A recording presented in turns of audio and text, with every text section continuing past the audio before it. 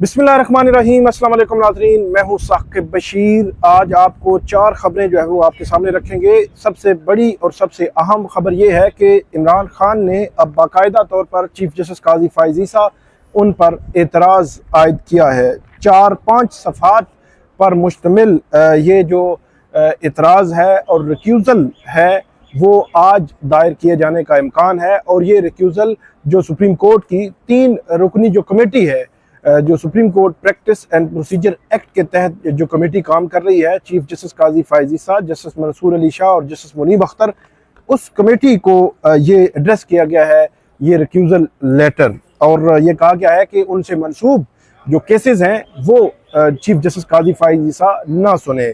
इस 5 सफ़हात में लिखा हुआ क्या है, इसका करक्स आपके सामने मैं रखूँगा।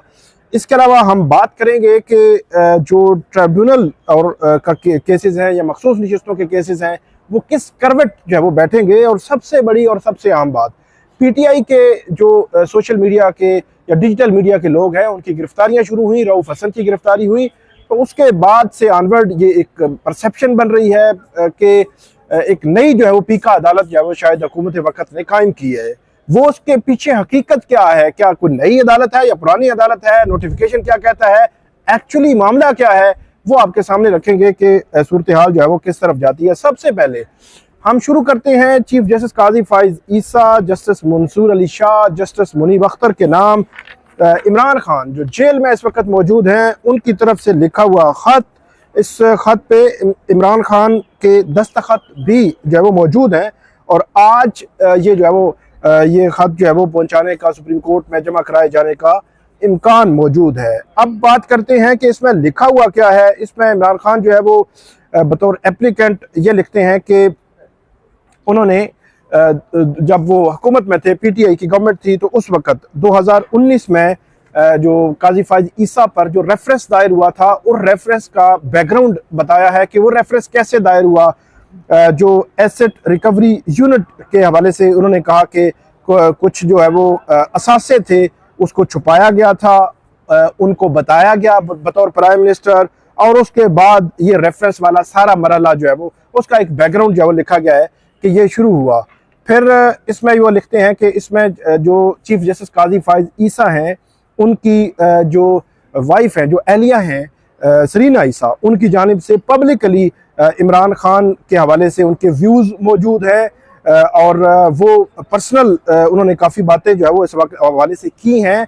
इसमें जो justice Isa's wife seek PM Imran Khan removal, ये एक्सप्रेस ट्रिब्यून का 1 दिसंबर 2020 का एक जो है वो स्टोरी है, उसका हवाला दिया गया है कि उस वक्त उन्होंने ये खत लिखा था कि जिसमें इमरान खान को बतौर प्राइम मिनिस्टर हटाने का उन्होंने मुतालबा किया था। फिर सरीना ईसा ने डिबेट का चैलेंज किया। ये 1 जुलाई 2021 की स्टोरी है, इसका हवाला इसमें दिया गया है। फिर 3 सितंबर 2021 की फ्राइडे टाइम्स की एक स्टोरी है, उसमें भी सरीना ईसा जो है वो क्रिटिसाइज़ कर रही हैं इमरान खान पर, इसका जो है वो रेफरेंस दिया गया है। फिर इस रेफरेंस के साथ ही जो उसके मुतलका हिस्से हैं जिनमें बाकायदा तौर पर इमरान खान के हवाले से व्यूज़ हैं सरीना ईसा के, उनको उनके पैराग्राफ जो है वो रिप्रोड्यूस भी किए गए हैं। एक्सप्रेस ट्रिब्यून की 1 दिसंबर की जो स्टोरी है उसमें हसनात मलिक जो सीनियर कोर्ट रिपोर्टर हैं, सहाफ़ी हैं, उनकी ये स्टोरी है जिसमें सरीना ईसा जो है उन्होंने इमरान खान को रिमूव करने का मुतालबा किया था। उस स्टोरी के जो मुतलका पैराग्राफ हैं उनका जिक्र भी इसमें मौजूद है। इसके अलावा एक्सप्रेस ट्रिब्यून में अकील अफजल जो सुप्रीम कोर्ट के रिपोर्टर थे तब एक्सप्रेस से, उनकी भी स्टोरी जो है वो उसका हवाला इसमें दिया गया है।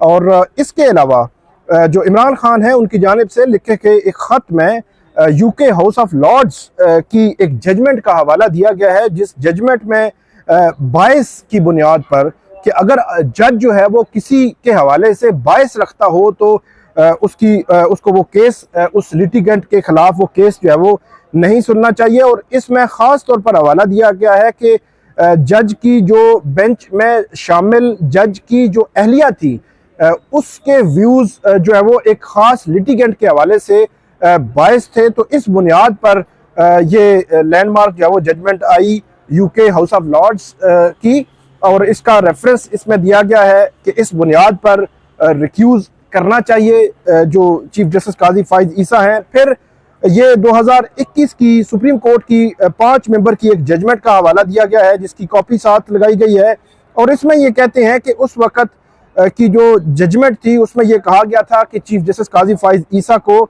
इमरान खान के खिलाफ केसेस जो है वो उनकी समाअत नहीं करनी चाहिए। अच्छा, वो जजमेंट में जो ऑब्जर्वेशन थी, बुनियादी तौर पर रिमार्क्स थे या ऑब्जर्वेशन आप कह सकते हैं, जजमेंट नहीं थी कि एक 5 मेंबर बेंच ने जजमेंट लिख दी हो, सेकंड लास्ट पैराग्राफ था। लेकिन उसमें ये आप कह सकते हैं कि उस बेंच ने कहा था कि चीफ जस्टिस काजी फाइज ईसा को जो इमरान खान है उस वक्त वज़ीर आज़म थे, तो उनके खिलाफ केसेस नहीं सुनने चाहिए। इसकी कॉपी भी इसी के साथ लगाई गई है। और इमरान खान ये कहते हैं कि उनके केसेस, उनकी पार्टी के केसेस, उनकी जो अहलिया हैं उनके केसेस जो चीफ जस्टिस काजी फाइज ईसा हैं वो ना सुने, वो रिक्यूज करें। ये बुनियादी तौर पर इस दरख्वास्त में जो सारा मुद्दा है, जो इसका क्रक्स है पूरी दरख्वास्त का, जो लिखी गई है कि चीफ जस्टिस काजी फाइज ईसा इमरान खान, पीटीआई और उनकी अहलिया के केसेस से खुद को अलग करें, उनके बेंचेस में वो शामिल ना हो। अब ये दरख्वास्त आज दायर होने का इम्कान है, लेकिन देखना ये है कि क्या जो प्रैक्टिस एंड प्रोसीजर एक्ट की जो कमेटी है, कमेटी इस दरख्वास्त को कंसिडर करेगी, किस बुनियाद पर कंसिडर करेगी, कितना कंसिडर करेगी, या चीफ जस्टिस काजी फाइज ईसा खुद जो है वो अलग हो सकते हैं। क्योंकि माजी में हमने कुछ देखा है कि कुछ जजेस ऐसे हैं कि जिन पर जब कभी कोई एतराज होता है तो वो अलग भी हो जाते हैं। लेकिन अब देखना यह है कि ये ऊंट किस करवट जो है वो बैठेगा। उसकी वजह यह है कि जब ट्रिब्यूनल का केस चल रहा था तो उस वक्त नियाजुल्लाह नियाजी रोस्ट्रम पे आए, उन्होंने चीफ जस्टिस काजी फाइज ईसा उन पर एतराज किया कि आप पर हमारा जो है वो एतराज है, आप ये केस ना सुने, इस बेंच में ना बैठे। लेकिन चीफ जस्टिस ने हवाला दिया कि जेल में बैठे जो आपके लीडर हैं वो गुज़श्ता रोज यहाँ पे आए, 3-4 समातों में वो वीडियो लिंक पे मौजूद रहे, फिर उन्होंने गुफ्तगू भी की, लेकिन उनकी जानिब से ऐसी कोई जो है वो दरख्वास्त नहीं आई थी तहरीरी तौर पर, और अब जो है वो आप लेकर आ गए हैं। इसी दौरान सलमान अकरम राजा वहाँ पे मौजूद थे और सलमान अकरम राजा ने ये कहा कि मेरी जानिब से कोई एतराज़ नहीं है। तो उसके बाद वो मामला आगे चला, चीफ जस्टिस काजी फाइज ईसा उस बेंच से अलग नहीं हुए थे। अब ये दरख्वास्त आई है, इसमें देखना यह है कि क्या ये मामला किसी जानिब बढ़ेगा या किसी लॉजिकल एंड तक पहुंचेगा या नहीं पहुंचेगा। ये एक हमारा मौजू हो गया। अब दूसरे अपने मौजू की तरफ आते हैं। ये मखसूस नशिस्तों का केस जिसमें पीपल्स पार्टी की जानिब से बाकायदा तौर पर अब रिक्यूजल की तरह जो नजरसानी की जो दरख्वास्त है वो सुप्रीम कोर्ट ऑफ पाकिस्तान में दायर कर दी गई है। और सुप्रीम कोर्ट में दायर दरख्वास्त में ये कहा गया है कि तो नजरसानी की जो दरख्वास्त है वो अब मुस्लिम लीग नून के बाद पीपल्स पार्टी की जानिब से भी सुप्रीम कोर्ट में दायर कर दी गई है। और सुप्रीम कोर्ट का जो 3 मेंबर जो कमेटी है, उस कमेटी के सामने ये मामला 18 या 19 जुलाई को आया था, जब 16 जुलाई को ये जो नजरसानी की दरख्वास्त मुस्लिम लीग नून की जानिब से दायर हुई थी, तो उसमें कमेटी ने 2-1 जो है वो 2-1 से उसको मुस्तरद कर दिया था और ये कहा था कि ये छुट्टियों के बाद नजरसानी की जो दरख्वास्तें हैं ये मुकर्रर होगी। अब मामला ये है कि पीपल्स पार्टी की नजरसानी की दरख्वास्त आई है, क्या ये मामला दोबारा जो कमेटी है उसमें जा सकता है? अब ये देखना है।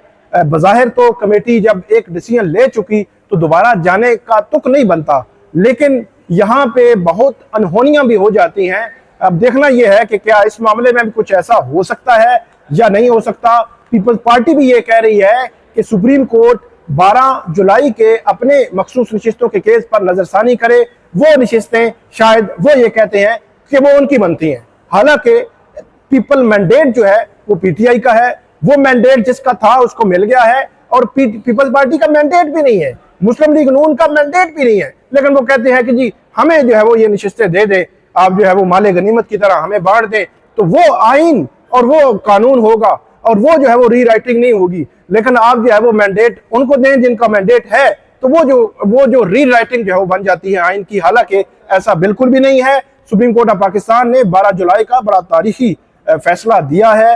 अब ये देखना है कि नजरसानी कब आती है। इस हवाले से जो तारीखें हैं उनका मैं थोड़ा सा आपको बता देता हूँ। 12 जुलाई को फैसला आया था और 12 जुलाई के बाद 15 वर्किंग डेज चाहिए इसमें जो पीटीआई की जानिब से जो लिस्टें जमा होनी है, तो 15 वर्किंग डेज बनते हैं 6 अगस्त तक। तो क्योंकि दरमियान में आशूरा की छुट्टियां भी थी, इसके अलावा सैटरडे संडे की छुट्टी भी जो है वो दरमियान में बनती है, तो ये मजबूरी तौर पर 6 अगस्त तक टाइम है। 6 अगस्त से पहले पहले पीटीआई ने 41 जो उनके कैंडिडेट्स हैं, कौमी असम्बली के जो एमएनएज हैं, इसके अलावा उनके जो सूबाई असम्बली जो पंजाब के, सिंध और खैबर पख्तूनख्वा के हैं, उनकी लिस्टें उन्होंने 6 अगस्त से पहले जमा करवानी है। 6 अगस्त के बाद 7 दिन जो है वो इलेक्शन कमीशन के पास होंगे। इलेक्शन कमीशन इस हवाले से इसको जो है वो देखेगा। ये तारीख बनती है 16 अगस्त, मतलब 6 अगस्त के बाद 16 अगस्त वर्किंग डेज अगर करें तो 16 अगस्त इलेक्शन कमीशन के पास एंडिंग बनती है, और उसके बाद 15 दिन है जो पॉलिटिकल पार्टी है उनके पास कि उन्होंने उनकी तस्दीक करनी है। लेकिन सुप्रीम कोर्ट ने ये फैसले में लिखा है कि जिस दिन भी वो तस्दीक कर देंगे तो उसके बाद इलेक्शन कमीशन ने वेबसाइट पर वो मखसूस नशिस्तें उनके हवाले से नोटिफाई करना है, अपलोड करना है। अगर उन 15 दिनों का भी हिसाब लगाया जाए तो ये 19 सितंबर तकरीबन बनती है। लेकिन इससे पहले अगर पीटीआई की जानिब से वो नशिस्तों के हवाले से तस्दीक जमा करवा दी जाए तो वो उसके बाद इलेक्शन कमीशन उस पर जो अमल दरामद का पाबंद होगा। अब ये देखना है कि इलेक्शन कमीशन किस हद तक अमल करता है और किस तरह जो है वो इस पर अमल करता है, क्योंकि इलेक्शन कमीशन ने जो अपनी जो प्रेस रिलीज जारी की थी, उस प्रेस रिलीज को अगर देखा जाए तो उसमें काफी सवालात हैं, जिन सवालात को इलेक्शन कमीशन ने खुद जो है वो जन्म दिया है। और इलेक्शन कमीशन के जन्म दिए गए सवालात सुप्रीम कोर्ट के 12 जुलाई का जो फैसला है उस फैसले पर भी इनडायरेक्टली तनकीद की गई है, और ये कहा गया है कि हमने बिल्कुल कोई गलत तशरीह नहीं की, बिल्कुल सही तशरीह की है। और सुप्रीम कोर्ट को डंके के चोट पर यह कहा गया है, हालांकि सुप्रीम कोर्ट के तकरीबन 13 जजेस जो है वो यही बात कर रहे हैं कि आपने गलत तशरीह की 13 जनवरी के फैसले की। लेकिन अब देखना यह है कि प्रेस रिलीज, फिर जो टाइम लिमिट है, और इस दौरान जो क्या फैसले पर अमल दरामद मुकम्मल तौर पर इलेक्शन कमीशन करता है या मामला जो है वो दोबारा सुप्रीम कोर्ट में जाता है, ये अब जो है वो देखना होगा मखसूस नशिस्तों के केस में। इसके बाद जो हमारा मौजू है वो है पीटीआई की जो गिरफ्तारियां हो रही हैं, पीटीआई के सोशल मीडिया के जो कारकुनान हैं उनकी, उन गिरफ्तारियों के बाद एक खबर ये आई कि शायद कोई नई पीका की अदालत जो है वो कायम की जा रही है। तो उस हवाले से मैं आपको बता दूं, मैंने तफसीलात हासिल की। 19 जुलाई को एक नोटिफिकेशन जो है वो वजारत कानून ने जारी किया, और वो इस्लामाबाद हाई कोर्ट की एक जजमेंट थी और लार्जर बेंच की जजमेंट थी, जिसमें चीफ जस्टिस आमिर फारूक थे, जस्टिस अरबाब मोहम्मद ताहिर थे और जस्टिस बाबर सत्तार थे। 3 जजेस की लार्जर बेंच की एक जजमेंट थी, और उन्होंने कहा कि पीका की अदालतों का अलग से नोटिफिकेशन होना था। जो 2016 में जब ये पीका बना तो उससे ऑनवर्ड ये इसका एक अलग नोटिफिकेशन होना था, वो नोटिफिकेशन आज तक नहीं हुआ। और ये जो सारे केसेस हैं पीका के, वो स्पेशल कोर्ट सुन रही हैं, तो इसलिए इसका अलग से नोटिफिकेशन करें, और वो सेशन और एडिशनल सेशन जजेस को इख्तियार जो है वो दिया गया। तो वो नोटिफिकेशन 19 जुलाई को जारी कर दिया गया। तो अब मसला ये है कि बात ये आ रही है कि कोई नई पीका की अदालत जो है वो कायम कर दी गई, ऐसा कुछ नहीं है। ये एक रूटीन का नोटिफिकेशन है। इस्लामाबाद हाई कोर्ट का ऑर्डर था, पहले पीका के केसेस स्पेशल कोर्ट के जज सुनते थे, अब पीका के केसेस जो है वो सेशन जज और एडिशनल सेशन जज सुनेंगे। तब और अब में कोई फर्क नहीं है, कोई नई पीका की अदालत नहीं है। एक तासुर है कि शायद जो डिजिटल मीडिया, सोशल मीडिया के पीटीआई के जो लोग उठाए जा रहे हैं या रऊफ हसन है, उनके अब केसेस जो है वो नई पीका की अदालत में लगेंगे और नई जो है मामलात होंगे, ऐसा कुछ नहीं है। वो पीका की अदालतें का नोटिफिकेशन हुआ है, लेकिन जो केसेस स्पेशल कोर्ट सुनती थी, अब जो है वो एडिशनल सेशन जजेस और सेशन जजेस जो है उन केसेस को सुनेंगे और केसेस की समातों को आगे बढ़ाएंगे। इसके अलावा आखिरी हमारा मौजूद है वो है ट्रिब्यूनल्स। इस्लामाबाद हाई कोर्ट में जो इलेक्शन तरमीमी एक्ट है उसको चैलेंज किया गया। अली बुखारी जो पीटीआई के वकील भी हैं और रहनुमा भी हैं और इस्लामाबाद से जो है वो उम्मीदवार भी हैं, तो अली बुखारी ने जो चैलेंज किया उस इलेक्शन तरमीमी एक्ट है क्या? अभी रिसेंटली हुकूमत वक्त ने 27 मई को ऑर्डिनेंस जारी किया, फिर बिल पेश किया, फिर वो उसके बाद सदर के दस्तखत और उधर से मंजूरी पार्लियामेंट से, सेनेट से, फिर सदर के दस्तखत और गजट नोटिफिकेशन जारी होने के बाद अब वो एक्ट बन चुका है, मतलब कानून बन चुका है। कानून ये बनाया गया कि जो इलेक्शन कमीशन है उनके पास ये इख्तियार है कि वो रिटायर्ड जजेस को ट्राइब्यूनल तैनात कर सकते हैं और वो किसी भी ट्राइब्यूनल को काम करते हुए तब्दील कर देते हैं। हालांकि इसमें जो कन्फ्लिक्ट ऑफ इंटरेस्ट है वो मौजूदा हुकूमत वक्त का है। 8 फरवरी को इलेक्शन होते हैं। 8 फरवरी को जो कानून मौजूद था, बेहतर होता कि उसी कानून के तहत ही ट्राइब्यूनल्स काम करते रहते।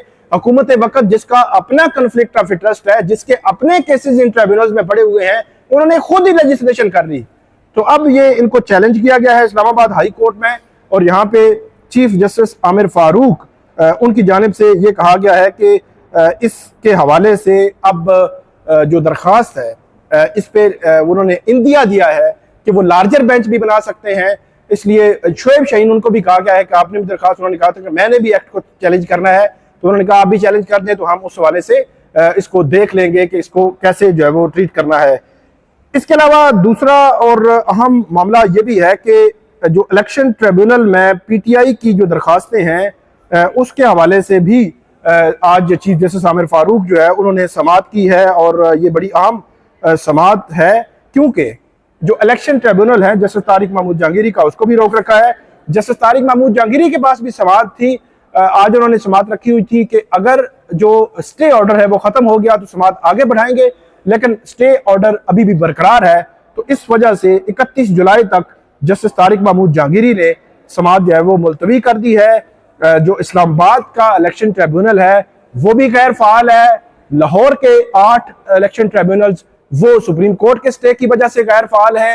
इस्लामाबाद का election tribunal Islamabad high court के स्टे की वजह से गैर फाल है, और वो मामलात आगे नहीं बढ़ रहे। जो इलेक्शन एक्ट के तहत 180 रोज में इलेक्शन पिटिशंस का फैसला होना होता है, उसमें अब बज़ाहिर अदालतें जो है वो आई हैं। ये हैरान कुन है। सुप्रीम कोर्ट और इस्लामाबाद हाई कोर्ट को हर 2 सूरतों में स्टे खत्म करना चाहिए, और इलेक्शन जो ट्रिब्यूनल्स हैं इनको काम आगे बढ़ाने की इजाजत जो है वो होनी चाहिए। लेकिन देखते हैं कि ये ऊंट जो है वो किस करवट बैठेगा। ऊंट बहुत ज्यादा हैं, तो इसलिए हम जो है वो उसके करवटें जो है वो देख रहे हैं कि वो कौन सा ऊंट किस करवट जो है वो बैठेगा। आज के ये मौजूआत थे। उम्मीद है आपको आज हमारी वीडियो पसंद आएगी। इस पे हमें फीडबैक दीजिएगा, कमेंट कीजिएगा। बहुत शुक्रिया।